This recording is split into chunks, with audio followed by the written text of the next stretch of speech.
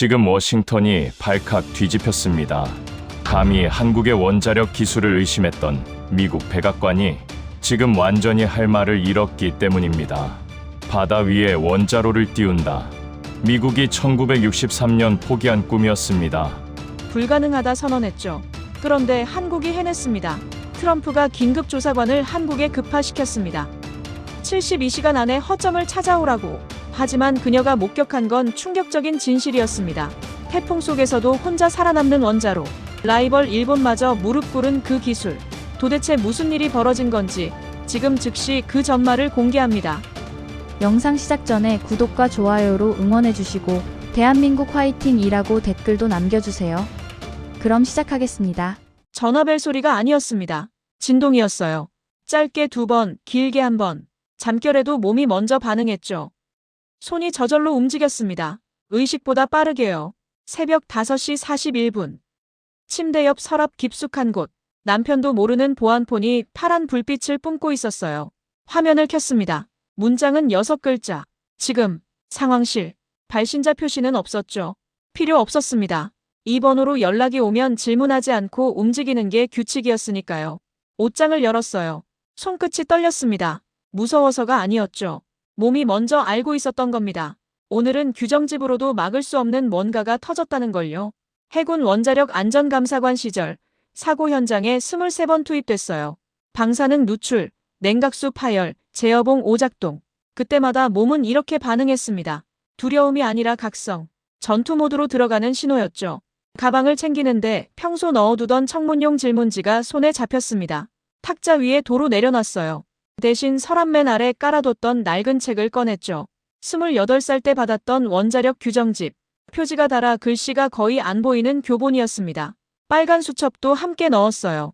방사선 경보 수첩. 제가 직접 기록한 사고 사례들이 빼곡한 노트였죠.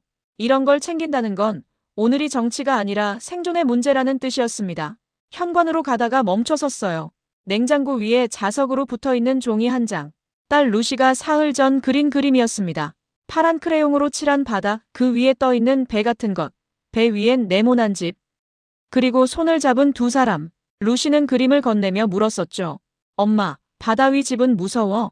대답하지 못했어요. 그냥 웃으면서 머리만 쓰다듬었습니다. 근데 지금 그 그림이 가슴을 찔렀어요. 아이는 상상으로 그린 건데 왜 이게 경고처럼 느껴지는 걸까요? 손을 잡은 2사람. 한 명은 엄마고 한 명은 루시. 바다 위 집에서요. 뒤에서 남편 목소리가 들렸습니다. 또 나가? 응, 금방 올게. 거짓말이었죠. 백악관 상황실로 가는 사람이 금방 돌아온 적은 없었으니까요. 차 시동을 꺼는 순간 핸드폰이 다시 진동했습니다. 문자 한 줄. 브리핑 코드 C 코드. 심장이 멎는 것 같았어요. C토드. 바다 마이너스 노심. 말이 안 됐습니다. 원자로 노심은 땅속 깊은 곳. 사방이 콘크리트로 둘러싸인 벙커 안에 있어야 해요. 수십 미터 두께의 차폐벽 뒤에 지진에도 끄떡없는 안반 위에 박혀 있어야 하죠. 그게 제가 28살 때부터 배운 첫 번째 원칙이었습니다. 바다? 흔들리는 바다 위에 원자로를 띄운다고요? 파도가 칠 때는요? 태풍이 올 때는요? 배가 기울면요? 사람이 접근조차 못하면 누가 제어하죠? 손에 쥔 핸드폰이 떨렸어요. 아니, 제 손이 떨리고 있었습니다. 미국은 40년 전에 이 꿈을 접었어요. 소련도 포기했죠. 프랑스도 영국도 손을 뗐습니다. 리스크가 너무 컸으니까요. 한 번 잘못되면 도시 하나가 아니라 바다 전체가 오염될 수 있었으니까요. 그런데 지금 누군가 그 금기를 깼다는 겁니까? 창밖엔 겨울비가 내리고 있었어요.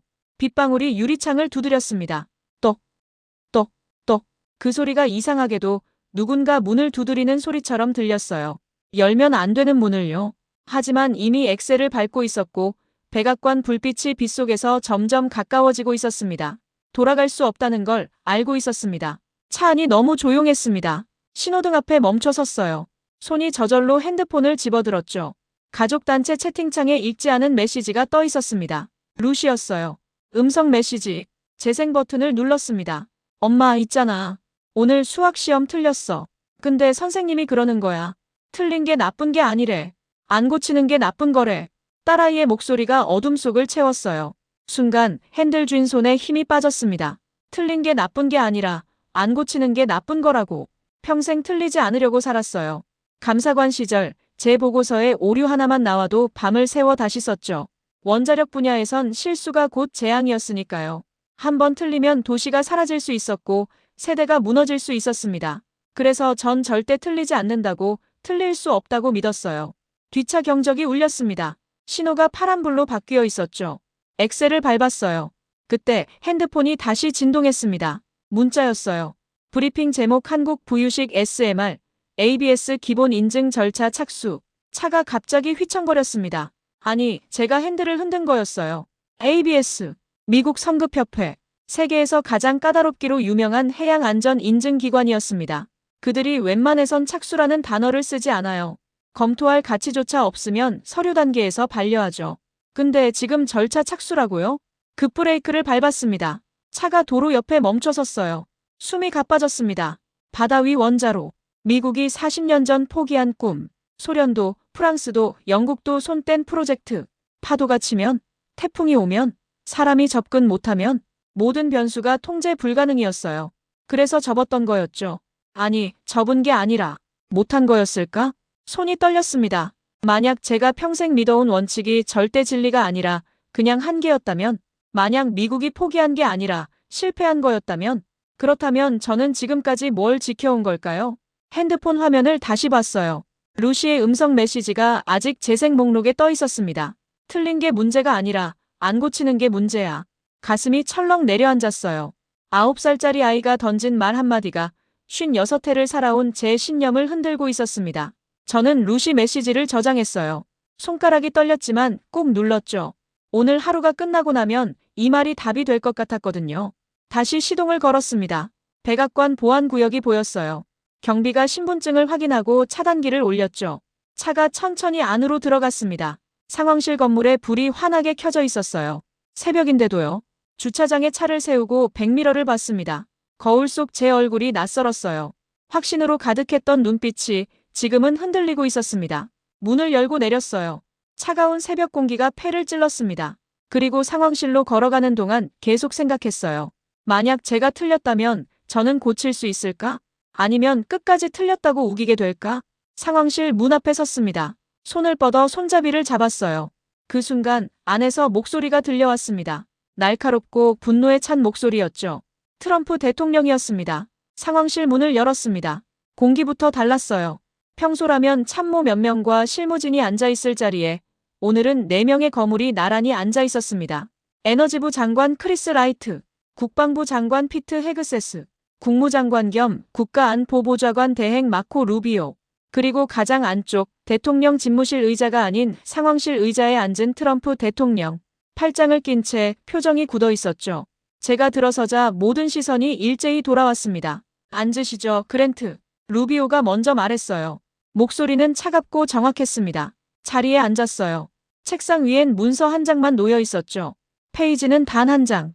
근데 그 한 장이 방 안의 모든 공기를 바꿔놓고 있었습니다. ABS, 한국 부유식 원전 플랫폼 설계의 원칙 승인 성격의 절차 착수. 문서를 읽는 순간 목이 조였어요. 라이트 장관이 테이블에 태블릿을 탁 올려놨습니다. 그랜트, 당신도 알 겁니다. 이게 상용화되면 어떻게 되는지. 화면엔 세계 지도가 떠 있었고 빨간 점들이 찍혀 있었죠. 섬지역, 원격지, 재난복구지역. 전부 미국 기업들이 개척하던 시장입니다. 한국이 이걸 선점하면. 그는 말을 끊고 태블릿을 밀었어요. 우린 뒤처집니다. 가슴이 답답했습니다. 라이트에겐 이게 기술이 아니라 시장이었어요. 안전이 아니라 돈이었죠. 헤그세스 장관은 팔짱을 풀며 몸을 앞으로 기울였습니다. 해상 원자로, 방어가 전부죠. 테러리스트가 접근하면, 드론 공격을 받으면, 적국 잠수함이 붙으면 손가락으로 테이블을 두드렸어요. 육지보다 훨씬 취약합니다. 군이 개입 안 하면 이건 재앙입니다. 숨이 얕아졌어요. 헤그세스에겐 원자로가 지켜야 할 자산이 아니라 통제해야 할 위협이었습니다. 루비오는 달랐습니다. 자료를 덮으며 조용히 말했죠. 표준을 누가 먼저 잡느냐가 주도권입니다. 시선이 날카로웠어요. 한국이 국제표준 세우면 우린 따라가는 나라 됩니다. 기술 경쟁 아닙니다. 외교 전쟁이죠. 등골이 서늘했습니다. 루비오에겐 이게 권력이었어요. 세계 질서를 재편할 도구였죠. 시장, 안보, 외교 같은 문서를 보고도 세 사람은 완전히 다른 공포를 느끼고 있었습니다. 그리고 저는 그들 사이에서 유일한 안전 전문가였어요. 입술을 깨물고 입을 열었습니다. 기술 검증은 누가 했습니까? 라이트가 태블릿을 넘기며 답했어요. ABS 심사관들이 한국 현장에 장기 상주했다는 보고가 있습니다. 온몸이 굳었습니다. 장기 상주. 서류만 본 게 아니라는 뜻이었어요. 현장을 봤다는 거였죠. 설계도를, 용접을, 시뮬레이션을. ABS가 대충 보고 넘어갈 사람들이 아니라는 걸 저는 알았습니다. 그들이 절차 착수라는 단어를 쓴다는 건 이미 뭔가 확인했다는 의미였어요. 회의실이 무거워졌습니다. 헤그세스가 날카롭게 물었어요. 그래서 당신 생각은 어떻습니까, 그랜트? 모든 시선이 제게 쏟아졌습니다. 목구멍이 바짝 말랐어요. 숨을 고르고 답했습니다. 현장을 보기 전엔 판단할 수 없습니다. 하지만 목소리가 떨렸지만 계속 말했죠. 바다 위 원자로는 제가 아는 모든 규정과 충돌합니다. 그 순간이었습니다. 가장 안쪽에서 목소리가 들려왔어요. 트럼프 대통령이 자료를 탁 쳤습니다. 미국이 포기한 걸 한국이 한다고. 그의 눈빛이 차갑게 빛났어요. 구멍이 있을 겁니다. 손가락이 저를 가리켰죠. 그랜트, 당신이 찾아와요. 허점을. 72시간 안에. 심장이 멈추는 것 같았습니다. 72시간. 사흘 안에 한국으로 가서 미국이 40년 동안 못한 기술의 허점을 찾아오라는 거였습니다. 72시간. 그 숫자가 귓속을 파고들었습니다. 트럼프는 팔짱을 낀 채 저를 내려다봤어요. 미국이 안전하다고 판단 못한 기술을 한국이 했다. 코웃음을 쳤습니다. 말이 안 됩니다. 뭔가 숨긴 게 있거나 속임수가 있거나. 라이트가 조심스럽게 끼어들었어요. 대통령님, ABS가 절차 착수했다는 건 최소한 서류? 트럼프가 손을 휘둘렀습니다. 서류는 얼마든지 꾸밀 수 있어요. 현장이 중요합니다. 실제가 중요하죠. 그의 시선이 저를 꿰뚫었어요. 그랜트, 당신이 직접 가서 확인하십시오. 심장이 쿵 내려앉았습니다. 파도 칠 때는, 태풍 올 때는, 사람이 접근 못할 때는 누가 통제합니까? 헤그세스가 탁자를 두드렸어요. 테러 방어는? 군사 통제는? 드론 공격받으면 어쩝니까? 루비오는 더 차갑게 말했습니다. 일본이 움직입니다. 유럽도 주시하고 있어요. 우리가 판단 늦으면 표준 주도권 넘어갑니다. 숨이 막혔습니다. 이 사람들은 진실을 원하는 게 아니었어요. 안전한 결론을 원하고 있었죠. 허점을 찾아오라는 건 결국 부정 결론을 가져오라는 뜻이었습니다. 트럼프가 손목시계를 봤어요. 지금이 새벽 6시. 72시간이면 금요일 새벽 6시. 시계를 탁 차더니 말했습니다. 그때까지 제 책상에 보고서 올려놓으세요. 목구멍이 타들어갔어요. 구멍 찾아오십시오. 반드시. 그는 잠시 멈췄습니다. 만약 구멍이 없다면. 온몸이 얼어붙었어요. 미국이 왜 40년 동안 못했는지 설명하세요. 그것도 보고서에 쓰십시오. 가슴이 내려앉았습니다. 만약 한국 기술에 허점이 없다면 그건 미국이 포기한 게 아니라 실패했다는 뜻이었어요. 무능했거나 겁먹었거나 어느 쪽이든 굴욕이었습니다. 라이트가 말했어요. 그랜트, 시장이 움직입니다. 결론이 늦어지면 우리 기업들 타격받습니다. 헤그세스는 더 강하게 밀어붙였죠. 안보상 리스크 하나라도 있으면 그게 결론입니다. 수출 통제 걸 수도 있어요. 루비오는 조용히 덧붙였습니다. 외교 카드입니다. 신중하게 쓰세요. 머리가 터질 것 같았어요. 시장, 안보, 외교, 자존심. 4개의 칼날이 동시에 제 목을 겨누고 있었습니다. 그런데 저는요? 전 그냥 알고 싶었어요. 바다 위 원자로가 정말 안전한지 아니면 위험한지. 그게 다였습니다. 트럼프가 자리에서 일어났어요. 72시간. 낭비하지 마세요. 회의 끝. 사람들이 우르르 나갔습니다. 라이트는 어깨를 툭 치며 말했어요. 힘내요, 그랜트. 위로인지 압박인지 모를 말이었죠. 헤그세스는 문 앞에서 돌아봤습니다. 국가 안보가 걸렸어요. 잊지 마세요. 루비오는 아무 말 없이 고개만 끄덕이고 나갔어요. 문이 닫혔습니다. 상황실에 혼자 남았어요. 테이블 위엔 문서 한 장. ABS, 한국 부유식 원전 플랫폼 설계 절차 착수. 그 한 줄이 제 인생을 송두리째 흔들고 있었습니다. 일어서려는데 다리가 휘청거렸어요. 의자를 붙잡고 겨우 섰죠. 복도로 나왔습니다. 창밖은 여전히 어두웠고 빗소리만 들렸어요. 핸드폰을 꺼냈습니다. 루시의 음성 메시지를 다시 들었어요. 틀린 게 문제가 아니라 안 고치는 게 문제야. 눈물이 핑 돌았습니다. 9살짜리 딸이 던진 말 한마디가 지금 제 전부를 흔들고 있었어요. 만약 제가 틀렸다면? 만약 미국이 틀렸다면? 만약 바다 위 원자로가 정말 가능하다면? 주차장으로 걸어가는데 핸드폰이 울렸습니다. 비서실 문자였어요. 인천행 항공편 예약 완료. 오전 10시 출발. 울산 현장 방문 일정 확정. 차에 올라탔습니다. 시동을 걸었지만 엑셀을 밟을 수 없었어요. 핸들을 쥔 손이 부들부들 떨렸습니다. 72시간 안에 한국으로 가서 미국이 40년 동안 못한 기술의 허점을 찾아야 합니다. 근데 만약 허점이 없다면 그럼 전 어떤 보고서를 써야 하죠? 빗방울이 앞유리를 두들겼어요. 창밖을 봤습니다. 백악관 불빛이 빗속에서 흐릿하게 번졌죠. 그리고 그 순간 깨달았습니다. 돌아갈 수 없다는 걸. 이미 전 선택했어요. 아니, 선택당했습니다. 가야 했어요. 진실이 뭐든 가야 했습니다. 집으로 돌아왔습니다. 현관문을 여는데 손이 떨렸어요. 열쇠가 자꾸 빗나갔죠. 거실 불은 꺼져 있었습니다. 새벽 7시. 남편과 루시는 아직 자고 있을 시간이었어요. 조용히 서재로 들어갔습니다. 책장 맨 아래 칸을 열었어요. 먼지 쌓인 상자가 나왔죠. 오래된 해군 보고서들이 들어있었습니다. 하나를 꺼냈어요. USS 트레셔 원자력 잠수함 침몰 사고 분석 보고서. 1963년. 대서양 깊은 바다속 원자로를 실은 잠수함이 그대로 가라앉았죠. 승무원 129명 전원 사망. 원자로는 지금도 바다 밑에 잠들어 있습니다. 다른 보고서를 꺼냈어요. 소련 K-19 원자력 잠수함 냉각수 누출 사고. 1961년. 북대서양. 냉각 시스템이 고장났는데 예비 시스템이 없었어요. 승무원들이 맨몸으로 원자로실에 들어가 수리했죠. 22명이 방사선 피폭으로 죽었습니다. 손이 떨렸습니다. 바다와 원자로. 이 조합은 언제나 재앙이었어요. 파도가 치면 배가 흔들립니다. 태풍이 오면 접근조차 못해요. 침몰하면 그대로 바다 전체가 오염됩니다. 육지 원전은 콘크리트로 묶을 수 있지만 바다는 묶을 수 없어요. 그래서 미국은 접었던 겁니다. 아니, 접은 게 아니라 포기한 거였죠. 책상에 앉아 보고서들을 쌓아놨어요. 그런데 손이 다른 서랍으로 갔습니다.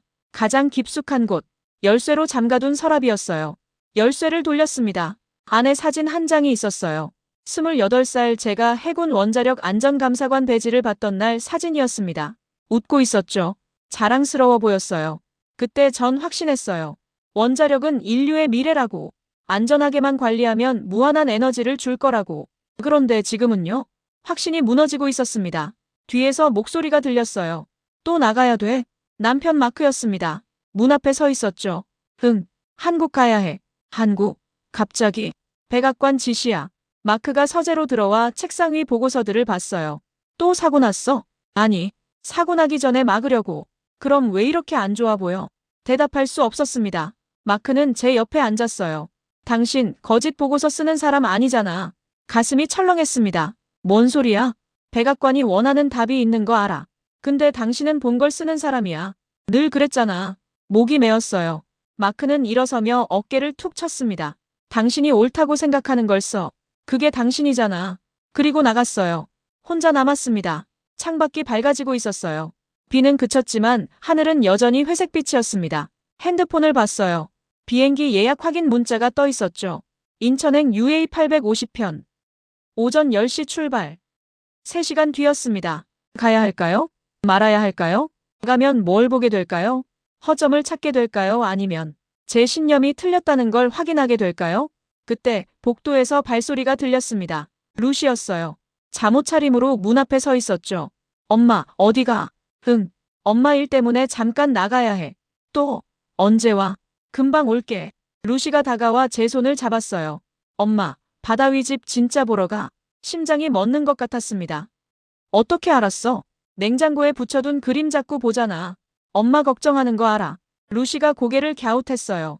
엄마, 바다 위 집이 위험하면 어떡해? 숨이 막혔습니다. 그럼. 루시는 환하게 웃었어요. 고치면 되지. 위험한 거 찾아서 고치면 되잖아. 그 순간 온몸에 전율이 흘렀습니다. 루시는 제 무릎에 안겼어요. 엄마는 틀린 거 찾는 사람이잖아. 그래서 고치잖아. 그게 엄마 일이잖아. 눈물이 핑 돌았습니다. 9살짜리 아이가 제가 잊고 있던 걸 상기시켜줬어요. 전 허점을 찾으러 가는 게 아니었어요. 진실을 확인하러 가는 거였죠. 허점이 있으면 찾아서 고치면 됩니다. 없으면 인정하면 되고요. 그게 전문가였습니다. 그게 제 일이었어요. 루시를 꼭 안았습니다. 그래. 엄마가 확인하고 올게. 제대로. 루시는 고개를 끄덕이고 방으로 돌아갔어요. 저는 일어나 가방을 챙겼습니다. 낡은 규정집, 방사선 수첩, 그리고 루시의 그림을 핸드폰으로 찍어 저장했어요. 바다 위 집, 손잡은 두 사람. 이제 알았습니다. 확인하러 가는 거예요. 찾으러 가는 게 아니라. 현관문을 열었습니다. 차가운 공기가 얼굴을 때렸어요. 72시간. 진실을 향한 시간이 시작됐습니다. 인천공항 게이트. 비행기에 올랐습니다. 좌석에 앉아 안전벨트를 매는데 창밖으로 활주로가 보였어요. 이륙했습니다. 비행기가 구름을 뚫고 올라가는 동안 저 아래 바다를 봤어요. 저 어딘가에서 누군가는 원자로를 바다 위에 띄우고 있었죠. 1시간 전까지는 미친 짓이라 생각했습니다. 근데 지금은 확신이 서지 않았어요. 핸드폰을 꺼냈습니다. 기내 모드였지만 저장된 파일은 볼 수 있었죠. ABS 보고서 요약본을 열었어요. 부유식 소형 모듈 원전 기본 설계 검토 착수, 주요 항목 선체 안정성, 피동 안전 개통, 비상 냉각. 피동 안전 개통이라니 사람 손 안 대고 저절로 안전해진다는 건가요? 규정집엔 없는 개념이었습니다. 다음 페이지를 넘겼어요. 한국조선소 협력 선체 제작, 원자력연구원 협력 노심 설계, 조선소와 원자력이 함께 일한다. 미국에선 상상도 못할 조합이었어요. 조선소는 배를 만들고 원전은 원전 회사가 짓습니다. 둘이 섞이는 법이 없었죠. 근데 한국은 시작부터 섞었다는 겁니까? 화면을 끄고 눈을 감았습니다. 1시간 뒤 착륙 안내 방송이 흘러나왔어요. 입국장을 빠져나오는데 누군가 팻말을 들고 서 있었습니다. 중년 남성이었어요. 정장 차림, 표정은 무덤덤했습니다. 저는 한도현입니다. 울산까지 안내하겠습니다. 악수를 청했어요. 손에 힘이 있었습니다. 사무실 사람 손이 아니었죠. 차에 올랐습니다. 고속도로를 달렸어요. 창밖으로 산과 들판, 공장지대가 흘러갔습니다. 미국과 비슷하면서도 달랐어요. 모든 게 더 빽빽했죠. 1시간쯤 지났을 때 물었습니다. 원자로가 바다에서 흔들리면 어떻게 됩니까? 그 질문을 전제로 설계했습니다. 전제로요? 네. 흔들린다는 걸 받아들였습니다. 안 흔들리게 만들려 하지 않았어요. 그럼 흔들려도 괜찮게 만들었습니다. 말이 안 됐어요. 원자로는 흔들리면 안 됩니다. 도현 씨가 빙긋 웃었습니다. 그래서 미국이 못한 거 아닙니까? 입술을 깨물었어요. 더 묻고 싶었지만 지금은 듣기만 해야 할 때였습니다. 3시간이 더 지났습니다. 도착했습니다. 차가 멈췄어요. 내렸습니다. 그리고 숨이 멎었습니다. 눈앞에 거대한 크레인들이 하늘을 찔렀어요. 수십 개가 일렬로 늘어서 있었죠. 도크 안엔 배보다 더 큰 구조물들이 조립되고 있었습니다. 용접 불꽃이 사방에서 터졌어요. 쇳소리, 기계음, 외침. 이건 공장이 아니었습니다. 도시였어요. 철과 불로 만든 도시. 도현 씨가 손가락으로 가리켰습니다. 저쪽 3번 도크 보이시죠? 멀리 바지선 위에 돔 같은 구조물이 보였어요. 회색빛 금속 표면이 햇빛에 반짝였습니다. 저게네. 부유식 원전 플랫폼입니다. 규정집 속 그림이 아니었어요. 사진 속 도면도 아니었습니다. 실물이었어요. 바다 위에 진짜로 원자로가 떠 있었습니다. 등에 땀이 맺혔어요. 들어가 보시겠습니까? 대답이 나오지 않았습니다. 지금 이 순간부터 제 모든 신념이 시험받게 될 거라는 걸 알았으니까요. 도크로 걸어갔습니다. 발밑에서 쇳소리가 울렸어요. 금속 바닥이었죠. 걸음마다 땅땅거렸습니다. 도현 씨가 헬멧을 건넸어요. 안전모 꼭 쓰셔야 합니다. 썼습니다. 턱끈을 조이는데 손이 어색했어요. 컨테이너 같은 건물로 들어갔습니다. 임시 사무실이었죠. 안엔 설계도가 벽면을 가득 채우고 있었어요. 한 여성이 서 있었습니다. 40대 초반쯤 보였어요. 흰색 작업복 차림, 머리는 짧게 묶여 있었습니다. 눈빛이 날카로웠죠. 윤서진입니다. 원자로 설계 총괄입니다. 악수를 청했어요. 손이 차가웠지만 악력은 강했습니다. 레베카 그랜트입니다. 알고 있습니다. 미국 상원 조사관이시죠. 서진 씨는 의자를 권했습니다. 앉았어요. 그녀는 테이블에 태블릿을 올려놨습니다. 질문부터 받겠습니다. 시간이 없으시니까요. 직설적이었어요. 좋았습니다. 저도 돌려 말할 기분이 아니었으니까요. 바다 위 원자로가 안전하다고 생각하십니까? 서진 씨는 잠시 멈췄습니다. 그리고 웃었어요. 비웃음이 아니었습니다. 쓸쓸한 웃음이었죠. 안전하다고 생각 안 합니다. 귀를 의심했어요. 뭐라고요? 저희는 바다를 낙관하지 않습니다. 서진 씨가 태블릿을 켰어요. 화면에 그래프가 떴습니다. 태풍, 쓰나미, 선박 충돌, 테러, 전력 상실, 냉각수 누출. 전부 일어날 수 있습니다. 목소리는 담담했어요. 그래서 최악을 상상했습니다. 전부 동시에 일어난다고 가정했죠. 뱃속이 뒤틀렸습니다. 그런 상황에서 어떻게 안전을 보장합니까? 보장 안 합니다. 그럼 뭡니까? 서진 씨가 저를 똑바로 봤어요. 대비합니다. 화면이 바뀌었습니다. 원자로 단면도가 나타났어요. 사고가 나면 사람이 못 옵니다. 파도 치면 배도 못 오고 헬기도 못 뜹니다. 손가락이 화면을 가리켰습니다. 그래서 72시간 사람 없이 버텨야 합니다. 아무도 안 와도요. 관자놀이가 욱신거렸어요. 그게 가능합니까? 그래서 피동안전을 넣었습니다. 피동안전이 뭡니까? 서진 씨가 물컵을 들었어요. 이 물을 쏟으면 어디로 갑니까? 아래로요. 맞습니다. 중력 때문이죠. 전기 필요 없습니다. 펌프도 필요 없어요. 물컵을 내려놓았습니다. 저희 원자로는 전기가 끊겨도 냉각수가 중력으로 떨어집니다. 뜨거운 증기는 위로 올라가고요. 자연이 움직여서 안전을 만듭니다. 머리가 복잡해졌어요. 그럼 사람은요? 사람은 감시만 합니다. 개입 안 해요. 개입하면 오히려 위험합니다. 말도 안 됩니다. 원자로는 통제해야 합니다. 서진 씨가 고개를 저었어요. 통제가 아니라 설계입니다. 잘못될 수 없게 만드는 게 통제보다 안전합니다. 입술이 바짝 말랐습니다. 증명할 수 있습니까? 내일 보여드리겠습니다. 내일? 태풍 온다는 예보 들으셨죠?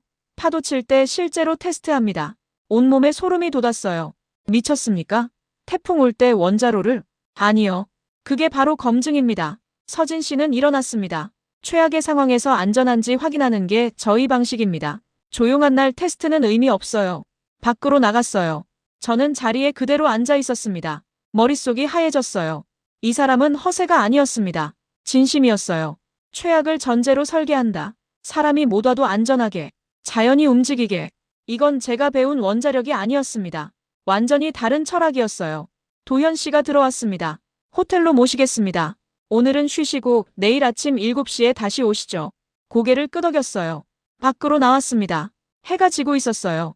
도크의 크레인들이 석양에 검게 물들었습니다. 차에 올라탔습니다. 창밖을 보며 생각했어요. 루시의 목소리가 떠올랐습니다.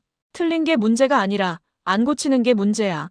만약 제가 틀렸다면, 만약 원자력을 통제가 아니라 설계로 접근하는 게 맞다면, 호텔에 도착했습니다.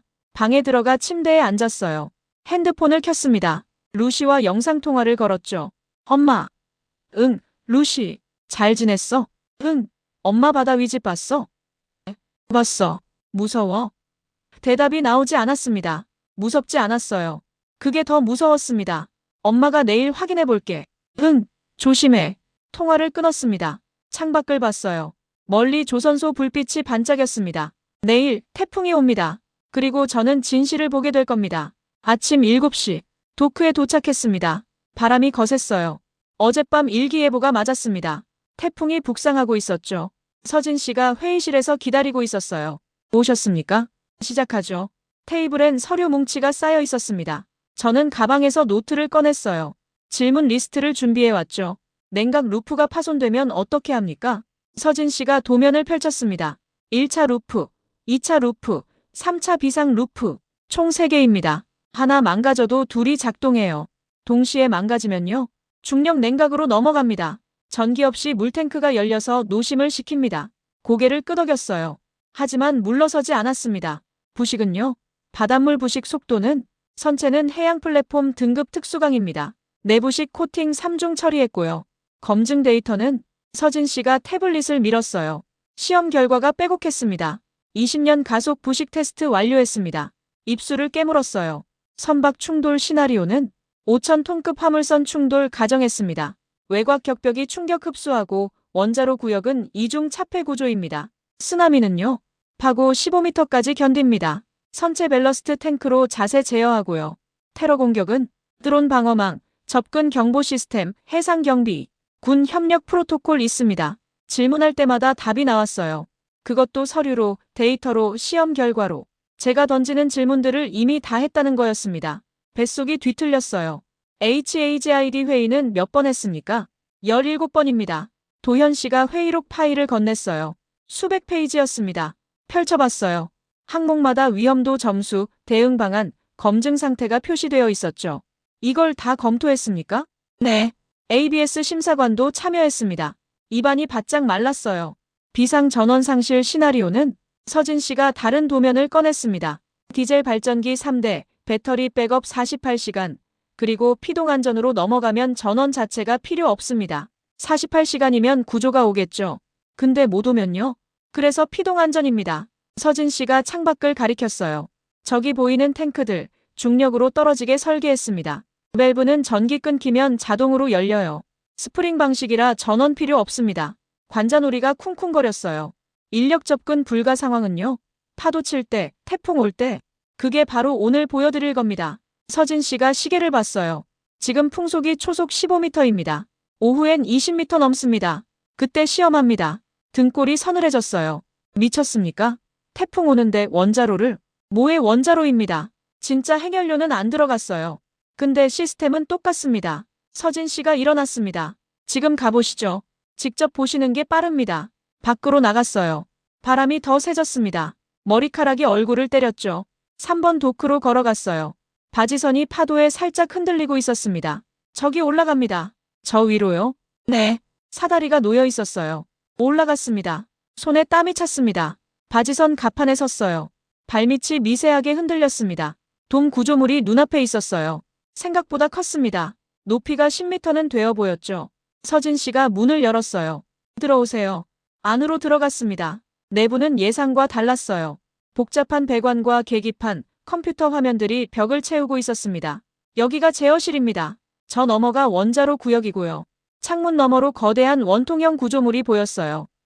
경납용기였습니다. 저 안에 모의 노심이 있습니다. 여럿만 다르고 냉각 시스템은 실제와 동일합니다. 화면을 가리켰어요. 오후 2시에 전원 차단 시험합니다. 모든 전기 끊고 피동 안전만으로 냉각되는지 확인합니다. 숨이 목구멍까지 차올랐습니다. 파도 치는데요? 그래서 하는 겁니다. 흔들릴 때 안전한지 봐야죠. 밖으로 나왔어요. 바람이 울부짖었습니다. 도크로 돌아오는데 서진 씨가 말했어요. 그랜트 씨, 질문 많이 하셨는데. 네. 우리가 이미 다 한 질문들입니다. 가슴이 철렁. 아니, 뱃속이 무거워졌어요. 처음부터 최악을 가정했습니다. 그래서 답이 있는 겁니다. 회의실로 돌아왔습니다. 앉았어요. 노트를 봤습니다. 질문 20개 중 18개의 답을 들었죠. 그것도 제대로 된 답을요. 오후 2시까지 4시간 남았습니다. 바람이 미친 듯이 불었어요. 파도가 방파제를 때렸고 물보라가 솟구쳤습니다. 풍속 초속 18m. 예정대로 진행합니다. 서진 씨가 무전기에 대고 말했어요. 3번 도크 관제실로 올라갔습니다. 유리창 너머로 바지선이 파도에 흔들리고 있었죠. 화면 6개가 벽에 걸려 있었어요. 전부 원자로 내부를 보여주고 있었습니다. 2시 정각에 시작합니다. 젊은 엔지니어가 설명했어요. 완전 정전 시나리오입니다. 외부 전원, 디젤 발전기, 배터리 전부 차단합니다. 전부요? 네. 원자로가 완전히 혼자 남습니다. 입술이 바짝 말랐어요. 시계를 봤습니다. 1시 55분. 현장 인원 전원 철수 확인. 철수 완료. 육상 케이블 분리 확인. 분리 완료. 바지선 위엔 아무도 없었습니다. 오후 2시. 시작합니다. 키보드를 쳤어요. 외부 전원 차단. 딸깍. 디젤 발전기 정지. 딸깍. 배터리 차단. 딸깍. 화면들이 하나씩 꺼졌습니다. 노심 온도 상승 시작. 숫자가 올랐어요. 150도, 180도, 220도. 1차 냉각 루프 정지. 2차 냉각 루프 정지. 온도가 계속 올랐습니다. 250도. 손바닥에 땀이 찼어요. 피동 안전 작동까지 30초. 서진 씨 표정이 굳어 있었어요. 20초. 바지선이 크게 흔들렸습니다. 10초. 온도가 280도를 넘었어요. 작동. 쉬익 화면 속 탱크 밸브가 열렸습니다. 물이 쏟아져 내렸어요. 중력 냉각수 주입 확인. 물이 배관을 타고 떨어졌습니다. 전기도 펌프도 없이. 노심 온도 하강 시작. 280도에서 멈췄어요. 그리고 내려갔습니다. 270도, 250도, 230도. 증기 배출 확인. 뜨거운 증기가 위로 올라갔어요. 열교환기를 거쳐 식었고 다시 아래로 떨어졌습니다. 순환이 시작됐습니다. 전기 없이 사람 없이 저절로. 자연순환 냉각 정상. 숨을 참고 있었어요. 크게 내쉬었습니다. 밖에서 폭풍이 몰아쳤어요. 선체 기울기 7도. 물은 여전히 흐르고 있었습니다. 9도. 중력은 변하지 않았어요. 물은 아래로, 증기는 위로. 최대 기울기 12도. 복원 중. 바지선이 수평을 되찾았습니다. 온도는 계속 내려갔어요. 200도, 180도, 150도. 안정화 단계 진입. 화면을 뚫어져라 봤습니다. 사람이 버튼을 누르지 않았어요. 컴퓨터가 계산하지 않았습니다. 전기가 흐르지 않았죠. 그냥 물이 떨어지고 열이 올라가고 자연이 움직였어요. 그리고 안전해졌습니다. 1차 시험 종료. 성공. 박수 소리가 터졌어요. 저는 박수를 칠 수 없었습니다. 서진 씨가 다가왔어요. 보셨죠? 이게 저희 방식입니다. 네. 최악을 가정하고 최악에서도 안전하게 밖을 봤어요. 폭풍 속에서도 바지선은 떠 있었고 원자로는 스스로를 식히고 있었습니다. 핸드폰이 진동했어요. 백악관 문자였습니다. 진행 상황 보고 요청. 48시간 남음. 온몸에 힘이 빠졌어요. 뭘 보고해야 하죠? 허점을 찾으러 왔는데 허점이 보이지 않았습니다. 오히려 제 신념에서 허점이 보였어요. 창밖을 봤습니다. 바다는 거칠었고 바람은 울부짖고 있었습니다. 그런데 그 한가운데서 원자로는 조용히 스스로를 지키고 있었어요. 호텔 방으로 돌아왔습니다. 침대에 앉아 핸드폰을 켰어요. 부재중 전화가 7통이었습니다. 전부 워싱턴에서 온 거였죠. 첫 번째 문자를 열었어요. 라이트 장관실에서 온 거였습니다. 그랜트, 시장 불안 최소화 필요. 빠른 결론 요청. 두 번째는 헤그세스 라인이었어요. 안보상 불확실성 강조 가능한지 검토 바람. 접근 통제 강화 명분 필요. 세 번째는 루비오였습니다. 일본 측 움직임 포착. 우리가 먼저 기준 잡아야 함. 조율 필요. 네 번째 문자를 열었는데 번호가 없었어요. 암호화 메시지였습니다. 대통령 각하 질문 허점 찾았나? 48시간 내 답변 요망. 핸드폰을 침대에 던졌어요. 창밖을 봤습니다. 어두워지고 있었어요. 조선소 불빛이 반짝였죠. 전화가 울렸습니다. 루비오였어요. 받았습니다. 그랜트. 네, 장관님. 일본 해양산업연맹 부회장이 내일 그쪽 간다더군. 귀가 쫑긋해졌어요. 누구요? 시마다 켄타. 들어봤나? 아니요. 일본이 10년 전 해상 원전 프로젝트 주도했던 사람이야. 근데 실패했지. 이제 한국 거 보러 온대. 왜요? 라이벌의 성공을 확인하러 오는 거겠지. 아니면 루비오가 말을 끊었어요. 협력 가능성 타진하러 오는 거야. 어느 쪽이든 우리한텐 위협이야. 제가 뭘 해야 합니까? 관찰해. 그 사람 반응 봐. 한국 기술에 뭐라고 하는지. 전화가 끊겼습니다. 다시 누웠어요. 천장을 봤습니다. 라이벌의 인정. 그게 제일 강력한 증거가 될 수도 있다는 걸 알았어요. 핸드폰이 다시 울렸습니다. 이번엔 남편이었어요. 받았습니다. 여보, 레베카 괜찮아? 응. 목소리 안 좋은데. 피곤해서 그래. 마크가 한숨 쉬었어요. 당신 지금 뭐 보고 있어? 원자로. 안전해? 대답이 나오지 않았습니다. 레베카 물어볼게. 당신이 본 게 안전했어? 그런 것 같아. 그럼 그렇겠어. 근데 백악관은 백악관 말고 당신이 본 거. 목이 메었어요. 당신은 거짓말 못하는 사람이야. 평생 그랬잖아. 알아. 그럼 됐어. 잘 자. 전화가 끊겼습니다. 눈을 감았어요. 루시 얼굴이 떠올랐습니다. 엄마는 틀린 거 찾는 사람이잖아. 맞아요. 전 틀린 걸 찾는 사람이었어요. 근데 지금은 뭘 찾았죠? 한국 기술의 허점, 아니면 제 신념의 허점. 핸드폰이 또 울렸습니다. 모르는 번호였어요. 받았습니다. 그랜트입니다. 저는 시마다 켄타입니다. 일본 억양이 섞인 영어였어요. 내일 뵙겠습니다. 같이 보시죠. 네. 저도 궁금합니다. 한국이 정말 해냈는지. 전화가 끊겼어요. 침대에 누웠습니다. 새벽 2시였어요. 잠이 오지 않았습니다. 노트북을 열어보고서 초안을 켰어요. 제목만 적혀 있었습니다. 한국 부유식 SMR 현장 검증 보고서.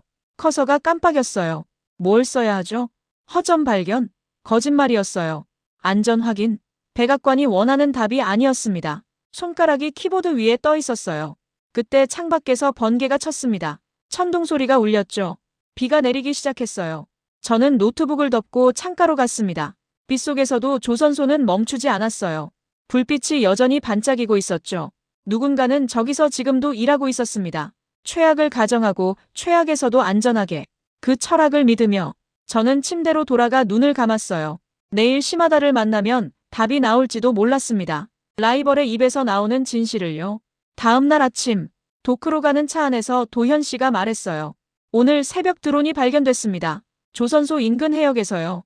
심장이 쿵 내려앉았습니다. 미확인 드론이 촬영 시도한 것 같습니다. 그래서 보안 등급이 올라갔어요. 차가 조선소 정문에 멈춰 섰습니다. 경비가 다가와 출입증을 확인했어요. 그리고 고개를 저었습니다. 임시 정지 상태입니다. 외부인 출입 중단됐습니다. 도현 씨가 10분 넘게 설득했지만 소용없었어요. 경비는 단호했죠. 차로 돌아왔습니다. 핸드폰을 꺼내 서진 씨에게 전화를 걸었어요. 맞지 않았습니다. 문자를 보냈죠. 출입 차단됐습니다. 무슨 일입니까? 답장이 왔어요. 보안 강화 지시 받았습니다. 죄송합니다. 상황 정리되면 연락드리겠습니다. 핸드폰을 쥔 손이 떨렸습니다. 그때 백악관에서 전화가 왔어요. 루비오였습니다. 드론 사건 들었나? 우리 거 아니야. 근데 타이밍이 묘하지. 누군가 당신이 더 보는 걸 원치 않는다는 얘기야. 결론 가져와. 지금 가진 것만으로 36시간 남았어. 전화가 끊겼습니다. 호텔로 돌아왔어요. 로비에 누군가 앉아 있었습니다. 중년 남성, 정장 차림, 회색 머리. 시마다 켄타였어요. 카페에 마주 앉았습니다. 시마다가 커피를 한 모금 마시고 말했어요. 저도 오늘 출입 막혔습니다. 보안 강화라더군요. 일본도 못 들어간다는 얘기였죠. 솔직히 말하겠습니다. 저는 10년 전 이 프로젝트를 했어요. 실패했습니다. 시마다는 창밖을 보며 천천히 말했어요. 기술 문제가 아니었습니다. 조직 문제였죠. 일본은 조선소와 원자력이 따로 움직여요. 배 만드는 사람, 원전 만드는 사람, 안 섞입니다. 미국도 마찬가지겠죠? 고개를 끄덕였어요. 한국은 달랐습니다. 시작부터 섞었어요. 통합 설계. 그래서 넘어선 겁니다. 가슴이 답답해졌습니다. 어제까지 현장 봤는데 인정할 수밖에 없었습니다. 라이벌의 인정. 이보다 강한 증거는 없었어요. 시마다가 물었습니다. 당신은 뭘 찾으러 왔습니까? 허점입니다. 찾았습니까? 대답할 수 없었어요. 시마다가 일어났습니다. 저는 내일 돌아갑니다. 일본에 보고해야 하니까요. 한국이 해냈다고. 우리가 못한 걸 해냈다고요. 악수를 나누고 그가 떠났습니다. 저는 혼자 남았어요. 창밖을 봤습니다. 멀리 조선소가 보였지만 이제 들어갈 수 없었죠. 양쪽에서 동시에 문이 닫혔어요. 한쪽은 보안을 이유로 현장 접근을 차단했고 다른 쪽은 시간을 이유로 결론을 재촉했습니다. 핸드폰을 꺼냈어요. 루시에게 영상통화를 걸었습니다. 맞지 않았어요. 시차 때문이었죠. 미국은 한밤중이었습니다. 문자를 보냈어요. 루시야, 엄마 약속 못 지킬 것 같아. 끝까지 확인 못했어. 핸드폰을 내려놓고 창가에 섰습니다. 눈물이 핑 돌았어요. 처음으로 무너졌습니다. 안전 전문가로서가 아니라 엄마로서. 검증을 완료하지 못한 채 빈손으로 돌아가야 할지도 몰랐어요. 문이 닫혔고 시간은 흘러가고 있었습니다. 이게 올 이즈 로스트였어요. 밤 10시. 호텔방 침대에 앉아 있었어요. 노트북 화면이 밝게 빛나고 있었습니다. 보고서 파일이 열려 있었죠. 제목만 적혀 있었어요. 한국 부유식 SMR 현장 검증 보고서. 커서가 깜빡였습니다. 뭘 써야 할까요? 손가락이 키보드 위에 떠 있었어요. 움직이지 않았습니다. 책상 위엔 메모지가 흩어져 있었어요. 지난 사흘 동안 본 것들이 적혀 있었죠. 피동안전 개통, 중력 냉각, 자연순환, 72시간 접근 불가 전제, 태풍 속 시험, 시마다의 인정. 전부 제가 직접 본 것들이었습니다. 근데 쓸 수가 없었어요. 백악관은 허점을 원했습니다. 부정 결론을 원했죠. 한국 기술에 문제가 있다는 보고서를요. 하지만 전 허점을 찾지 못했어요. 아니, 찾은 건 다른 곳이었습니다. 제 신념에서요. 창밖을 봤어요. 울산 야경이 펼쳐져 있었습니다. 조선소 불빛이 여전히 반짝이고 있었죠. 저 안에서 누군가는 지금도 일하고 있을 겁니다. 최악을 전제로 설계하면서요. 핸드폰을 들었어요. 갤러리를 열어 루시가 그린 그림 사진을 봤습니다. 파란 바다 위 집, 손잡은 두 사람. 루시는 물었었죠. 바다 위 집은 위험해? 전 대답하지 못했어요. 그래서 확인하러 왔다고 했습니다. 근데 지금은요? 확인했어요. 제대로 봤습니다. 바다 위 원자로는 위험했어요. 당연히 위험했죠. 파도 치고 태풍 오고 사람이 못 가는 곳이니까요. 근데 한국은 그 위험을 인정했습니다. 피하지 않고 전제로 삼았어요. 그리고 최악의 상황에서도 안전하게 만들었죠. 그게 제가 본 거였습니다. 노트북 화면을 다시 봤어요. 빈 페이지가 저를 비웃는 것 같았습니다. 손가락을 올려놨어요. 타이핑을 시작했습니다. 본 검증관은 한국 부유식 SMR 기술에서 지웠어요. 다시 썼습니다. 현장 검증 결과 안전상 우려가. 또 지웠습니다. 거짓말이었거든요. 입술을 깨물었어요. 눈을 감았습니다. 루시의 목소리가 들렸어요. 틀린 게 문제가 아니라 안 고치는 게 문제야. 눈을 떴습니다. 맞아요. 틀린 게 문제가 아니었어요. 제가 평생 믿어온 신념이 틀렸을 수도 있습니다. 원자로는 땅 위에만 있어야 한다는 믿음. 통제해야만 안전하다는 확신. 그게 틀렸다면 고치면 됐어요. 손가락이 다시 움직였습니다. 본 검증관은 사흘간 한국 울산 조선소 부유식 SMR 현장을 검증했다. 결론부터 말하자면 멈췄어요. 심호흡했습니다. 그리고 썼습니다. 기술적 허점을 발견하지 못했다. 타이핑 소리가 방안을 채웠어요.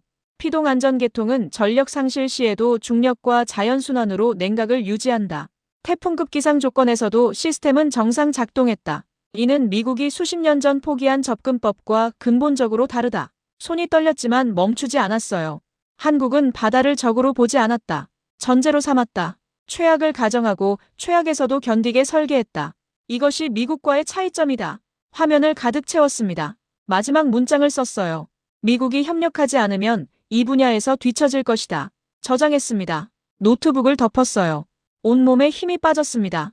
침대에 누웠죠. 천장을 봤어요. 방금 제가 한 게 뭔지 알고 있었습니다. 백악관이 원하는 답을 거부한 거였어요. 대통령 명령을 어긴 거였죠. 근데 후회되지 않았습니다. 루시 그림을 다시 봤어요. 엄마, 약속 지켰어. 끝까지 확인했어. 눈을 감았습니다. 내일 이 보고서를 보내면 제 커리어는 끝날지도 몰랐어요. 하지만 거울 속 제 얼굴은 볼 수 있을 것 같았습니다. 다음 날 아침, 핸드폰이 울렸어요. 서진 씨였습니다. 그랜트 씨, 출입허가 나왔습니다. 오전 9시에 오실 수 있습니까? 네, 갑니다. 서둘러 준비했어요. 호텔을 나와 택시를 탔습니다. 조선소 정문에서 도현 씨가 기다리고 있었어요. 출입증을 건넸습니다. 어제는 죄송했습니다. 괜찮습니다. 도크로 걸어갔어요. 서진 씨가 회의실에 서 있었습니다. 마지막 검증 기회를 드리겠습니다. 테이블엔 ABS 심사관도 앉아 있었어요. 처음 보는 얼굴이었습니다. 저는 마이클 로렌스입니다. ABS 수석 심사관이고요. 악수를 나눴어요. 솔직히 말씀드리죠. 저희가 승인한 건 완성품이 아닙니다. 귀가 쫑긋해졌어요. 위험을 다루는 방식을 승인한 겁니다. 한국팀이 최악을 어떻게 전제하고 어떻게 대비했는지요. 서진 씨가 태블릿을 켰습니다. 그랜트 씨, 마지막 질문 받겠습니다. 뭐든 물어보세요. 노트를 꺼냈어요. 어젯밤 정리한 질문들이 적혀 있었습니다. 이 설계의 가장 약한 고리는 뭡니까? 서진 씨가 망설이지 않고 답했어요. 인간입니다. 인간요? 네. 사람이 개입하면 실수합니다. 판단 오류, 지연, 공포. 그래서 사람이 못 와도 안전하도록 만들었어요. 로렌스가 끼어들었습니다. 그게 바로 저희가 주목한 부분입니다. 휴먼 에러를 설계 단계에서 제거한 거죠. 고개를 끄덕였어요. 일본은 왜 실패했습니까? 서진 씨가 창밖을 봤습니다. 조직이 분리돼 있었어요. 조선은 조선, 원자력은 원자력. 통합 설계가 안 됐죠. 한국은요? 시작부터 섞었습니다. 조선소 엔지니어가 원자로실에 들어가고 원자력 전문가가 용접 현장을 봤어요. 그래서 가능했습니다. 마지막 질문을 던졌어요. 만약 이 기술이 상용화되면 가장 큰 리스크는 뭡니까? 서진 씨가 잠시 생각했습니다. 확산입니다. 검증 안 된 곳에서 모방하면 위험해요. 그래서 국제표준이 필요합니다. 미국과 협력할 의향이 있습니까? 물론입니다. 안전기준은 함께 만들어야 해요. 노트를 덮었습니다. 더 물을 게 없었어요. 로렌스가 말했습니다. 그랜트 씨, 한 가지만 더 말씀드리죠. 저도 처음엔 의심했습니다. 바다 위 원자로라니 말도 안 된다고 생각했어요. 지금은요? 가능합니다. 단, 철학이 달라야 해요. 통제가 아니라 설계로 접근해야 하죠. 일어났습니다. 서진 씨와 악수를 나눴어요. 감사합니다. 충분히 봤습니다. 밖으로 나왔어요. 바람이 불었지만 어제보다 잔잔했습니다. 3번 도크를 마지막으로 봤어요. 바지선 위 돔 구조물이 햇빛에 반짝이고 있었습니다. 저 안에서 원자로는 조용히 스스로를 지키고 있었죠. 택시를 타고 공항으로 향했습니다. 차 안에서 노트북을 열었어요. 어젯밤 쓴 보고서를 다시 봤습니다. 고칠 부분이 있는지 확인했죠. 마지막 문장을 추가했습니다. 단, 미국이 주도권을 잡으려면 협력이 아닌 공동 설계로 접근해야 한다. 안전기준, 수출 통제, 군사 방호 체계를 미국이 함께 만들어야 한다. 저장했어요. 공항에 도착했습니다. 체크인하고 게이트로 걸어갔죠. 탑승 안내 방송이 흘러나왔어요. 비행기에 올랐습니다. 이륙하며 창밖을 봤어요. 울산이 점점 작아졌습니다. 사흘 전 이곳에 왔을 때 전 허점을 찾으려 했어요. 근데 지금 돌아가는 길엔 진실을 들고 있었습니다. 그게 백악관이 원하는 답인지는 몰랐어요. 하지만 제가 본 답이었습니다. 핸드폰을 켰어요. 기내 모드 해제하자 문자가 쏟아졌습니다. 백악관, 루비오, 라이트, 헤그세스. 전부 보고서 전송 요청이었어요. 심호흡했습니다. 이메일을 열어보고서 파일을 첨부했습니다. 수신자의 백악관 주소를 입력했어요. 손가락이 전송 버튼 위에 떠 있었습니다. 누르면 끝이었어요. 돌이킬 수 없었죠. 루시 얼굴이 떠올랐습니다. 틀리면 고치면 돼. 전송 버튼을 눌렀습니다. 대신 조건이 있습니다. 워싱턴 D.C. 비행기가 착륙했습니다. 핸드폰을 켰어요. 부재중 전화가 22통이었습니다. 문자 하나가 떠 있었어요. 백악관 상황실. 오늘 오후 3시. 시계를 봤습니다. 2시간 남았어요. 집으로 가지 않았습니다. 곧장 백악관으로 향했죠. 보안 검색을 통과하고 상황실 앞에 섰어요. 문 앞에서 심호흡했습니다. 노크했어요. 들어오시죠. 문을 열었습니다. 사흘 전과 똑같은 자리에 똑같은 사람들이 앉아 있었어요. 라이트, 헤그세스, 루비오, 그리고 트럼프. 자리에 앉았습니다. 트럼프가 먼저 말했어요. 보고서 읽었습니다. 표정을 알 수 없었어요. 허점 찾았나? 숨을 고르고 답했습니다. 기술적 허점은 찾지 못했습니다. 순간 방 안 공기가 얼어붙었어요. 헤그세스가 눈을 가늘게 떴습니다. 라이트가 서류를 넘겼죠. 루비오는 손가락을 탁자에 두드렸어요. 계속 말했습니다. 하지만 조건이 있습니다. 트럼프가 팔짱을 풀었어요. 조건? 협력하되 미국이 표준을 공동 설계해야 합니다. 안전검증, 방호체계, 수출 통제를 함께 만들어야 해요. 라이트가 끼어들었습니다. 시장 반응은 어떻게 됩니까? 늦으면 더 비쌉니다. 기준을 먼저 잡는 쪽이 시장을 가져갑니다. 헤그세스가 물었어요. 안보 리스크는요? 그래서 군이 방호 프레임을 가져가야 합니다. 민간은 안전, 군은 방호. 역할을 나눠야 해요. 루비오가 조용히 말했습니다. 일본도 움직이고 있습니다. 우리가 주저하면 한일 협력으로 넘어갑니다. 트럼프가 저를 똑바로 봤어요. 그랜트, 솔직히 말하시죠. 안전합니까? 망설이지 않고 답했습니다. 완벽하진 않습니다. 하지만 준비됐습니다. 차이가 뭡니까? 완벽은 없습니다. 다만 최악을 전제하고 대비했느냐가 중요합니다. 한국은 그렇게 했어요. 트럼프가 한참 침묵했어요. 그리고 물었습니다. 미국은 왜 못했습니까? 가슴이 조여왔어요. 조직이 분리됐습니다. 조선소와 원자력이 따로 움직였어요. 통합 설계가 안 됐습니다. 지금은요? 지금도 마찬가지입니다. 하지만 바꿀 수 있습니다. 트럼프가 라이트를 봤어요. 장관, 의견은? 협력 안 하면 시장 잃습니다. 헤그세스를 봤습니다. 국방부는? 방호체계 주도권 확보 조건으로 찬성합니다. 루비오를 봤어요. 국무부는? 외교 카드로 쓸 수 있습니다. 단, 조용히 해야 합니다. 트럼프가 다시 저를 봤습니다. 언론은요? 검증 끝날 때까지 통제해야 합니다. 공개되면 정치 이슈화됩니다. 트럼프가 고개를 끄덕였어요. 좋아요. 하되 미국이 끌려가면 안 됩니다. 주도권은 우리가 잡아요. 루비오가 말했습니다. 비공개 협력으로 시작하겠습니다. 회의가 끝났어요. 사람들이 하나둘 나갔습니다. 저도 일어서려는데 트럼프가 말했어요. 그랜트. 네, 대통령님. 당신 용감하더군요. 감사합니다. 아니, 칭찬이 아닙니다. 위험한 일 했어요. 트럼프가 일어났습니다. 하지만 옳았습니다. 거짓말로는 나라 못 지킵니다. 악수를 청했어요. 손을 맞잡았습니다. 계속 그렇게 하세요. 상황실을 나왔어요. 복도를 걸으며 핸드폰을 켰습니다. 루시에게 전화를 걸었어요. 엄마. 응, 루시. 엄마 집 와. 응, 지금 가는 중이야. 바다 위집 봤어? 응, 봤어. 위험해. 잠시 생각했어요. 위험하긴 해. 근데 안전하게 만들 수 있어. 준비하면. 엄마가 확인했어? 응, 끝까지 확인했어. 루시가 환하게 웃는 소리가 들렸어요. 엄마 최고야. 전화를 끊었습니다. 백악관을 나와 주차장으로 걸어갔어요. 하늘을 봤습니다. 구름이 걷히고 있었어요. 차에 올라타 시동을 걸었습니다. 집으로 가는 길 라디오를 켰어요. 뉴스가 흘러나왔습니다. 오늘 백악관은 끄지 않았어요. 들으며 운전했습니다. 신호등 앞에 멈췄어요. 백미러로 제 얼굴을 봤습니다. 처음으로 오랜만에 제 눈을 똑바로 볼 수 있었어요. 거짓말하지 않았으니까요. 신호가 바뀌었습니다. 집으로 향했어요. 정확히 천자. 마이너스. 사흘 뒤 토요일 아침이었어요. 루시, 준비됐어? 응. 딸이 현관으로 달려왔습니다. 노란 바람막이를 입고 손엔 그림 도구를 들고 있었죠. 바다 가는 거 맞지? 맞아. 약속했잖아. 차에 올랐어요. 남편 마크가 운전대를 잡았습니다. 버지니아 비치? 응. 거기로. 2시간을 달렸어요. 루시는 뒷좌석에서 계속 떠들었습니다. 학교 이야기, 친구 이야기, 숙제 이야기. 저는 그냥 들었어요. 웃으며요. 바다가 보였습니다. 주차장에 차를 세우고 내렸어요. 바람이 불었지만 따뜻했습니다. 모래사장으로 걸어갔어요. 루시가 제 손을 잡았습니다. 엄마, 바다 위집 진짜 안전해? 멈춰 서서 딸 눈높이로 앉았어요. 완벽하다고 말할 수는 없어. 그럼 그래서 더 세게 검사하고 더 엄격한 기준을 만들 거야. 루시가 고개를 갸웃했습니다. 그럼 엄마가 틀렸던 거야? 웃었어요. 응. 어떤 건 틀렸어. 그래서 고쳤어. 틀린 게 문제가 아니라 안 고치는 게 문제지. 루시가 환하게 웃었어요. 그거 내 말이잖아. 맞아. 내가 가르쳐줬어. 일어나 바다를 봤습니다. 파도가 밀려왔다 빠졌어요. 루시가 모래 위에 앉아 그림을 그리기 시작했습니다. 엄마, 뭐 그릴까?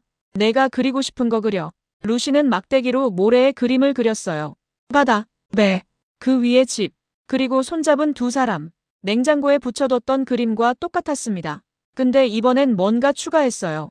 작은 깃발 2개였습니다. 이게 뭐야? 이건 미국이고 이건 한국이야. 가슴이 뭉클했어요. 왜 둘 다 그렸어? 엄마가 그랬잖아. 함께 만들어야 한대. 루시는 일어나 제 손을 잡았습니다.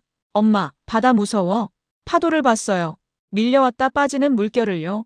무섭긴 해. 근데 준비하면 괜찮아질 것 같아. 루시가 고개를 끄덕였어요. 마크가 다가왔습니다. 사진 찍을까? 좋아요.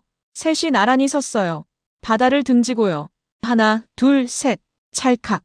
사진을 확인했습니다. 우리 가족이 웃고 있었어요. 뒤로 바다가 펼쳐져 있었죠. 루시가 다시 모래 위 그림을 봤습니다. 엄마, 이거 사진 찍어줘. 기억하고 싶어. 핸드폰을 꺼내 그림을 찍었어요. 바다 위 집, 2개의 깃발, 손잡은 사람들. 저장했습니다. 이번엔 증거가 아니라 약속의 기록으로요. 루시가 물었어요. 엄마, 나중에 진짜 바다 위 집 생겨. 아마도. 시간 좀 걸리겠지만, 그럼 우리도 갈 수 있어? 웃었어요. 너 그때까지 기다릴 수 있어? 응. 엄마가 안전하다고 확인했으니까. 루시는 다시 뛰어갔습니다. 파도를 향해서요. 마크가 제 어깨에 손을 올렸어요. 잘했어. 뭐가요? 옳은 일. 고개를 끄덕였습니다. 바다를 봤어요. 파도는 여전히 밀려왔다 빠졌습니다. 예측할 수 없고 통제할 수 없었죠. 근데 이제 알았어요. 통제가 답이 아니라는 걸요. 준비가 답이라는 걸요. 최악을 전제하고 최악에서도 견디게 만드는 것. 그게 바다 위 원자로가 존재할 수 있는 유일한 방법이었습니다. 그리고 그건 기술이 아니라 철학이었어요. 루시가 소리쳤습니다. 엄마, 여기 조개 있어. 달려갔어요. 딸 옆에 앉아 조개를 함께 봤습니다. 작고 예쁜 조개였어요. 가져가도 돼? 그럼. 루시가 조개를 주머니에 넣었습니다. 집에 가서 그림 옆에 놔둘 거야. 좋은 생각이다. 해가 높이 떠올랐어요. 바람이 불었지만 따뜻했습니다. 우리는 한참을 바다를 보며 앉아 있었어요. 루시, 마크, 그리고 저. 바다 위엔 아직 집이 없었습니다. 하지만 언젠가 생길 거예요. 준비된 사람들이 함께 만들면요. 그리고 그 시작을 제가 확인했습니다. 약속을 지켰어요. 끝까지요. 여기까지 함께 해주셔서 진심으로 감사합니다. 레베카는 허점을 찾으러 한국에 갔지만 그곳에서 발견한 건 자신의 신념이 가진 허점이었습니다. 바다 위 원자로는 불가능이 아니라 다른 철학이 필요한 도전이었죠. 그녀는 백악관이 원하는 답 대신 자신이 본 진실을 선택했습니다. 틀렸다면 고치면 된다는 딸이 가르쳐준 그 용기로요. 이 이야기가 마음에 드셨다면 좋아요 한번 그리고 구독으로 응원해주세요. 여러분 덕분에 오늘도 이야기를 완성할 수 있었습니다. 지금까지 감동사회였습니다.